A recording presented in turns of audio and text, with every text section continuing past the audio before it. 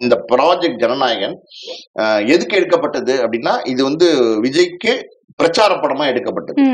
அந்த லீக்கான சீன்ஸ் எல்லாம் பாத்தீங்கன்னா, ஒரு காட்சி, இன்ட்ரடக்ஷன் காட்சி நான் 1-2 பார்த்தேன். அதுல வந்து பாத்தீங்கன்னா விஜய் கையை காட்டுறாங்க இன்ட்ரடக்ஷன் சீட்ல. அது டிவிகேன்னு எழுதியிருக்கு. புரியுதா உங்களுக்கு? டிவிகே அவங்க வந்து தளபதி வெற்றி கொண்டான்னு சொல்றாங்க அதுல, பட் டிவிகேன்னு எழுதியிருக்கு. அது அவங்களுடைய கட்சியினுடைய பேரு. சோ அதே மாதிரி பாத்தீங்கன்னா கிளைமேக்ஸ் காட்சியில வந்து எப்படி இது மாற்றம் ஏற்படுங்கிற மாதிரி லோகேஷ் கனகராஜ், அட்லி, நெல்சன் இவங்க கேட்கறாங்க. ஒரு ரிப்போர்ட்டர்ஸா வந்து கேட்கறாங்க. அதுக்கு வந்து மக்கள்கிட்ட மாற்றம் ஏற்பட்டாதான் அப்படின்னு சொல்லி இந்த கை எப்படி காமிக்கிறார். ஆல்ரெடி சர்க்கார் படம்னு நினைக்கிறேன். அதுல ஒரு விரல் புரட்சின்னு சொல்லி இந்த மை வைக்கிறத மீன் பண்ணி தான் அவர் வந்து சொல்லியிருந்தாரு. அததான் கிட்டத்தட்ட இதுல சொல்லியிருக்காரு. சோ இதெல்லாம் இந்த காட்சிகள்லாம் தொகுத்து பார்க்கும்போது இது ஒரு பிரச்சார படம்.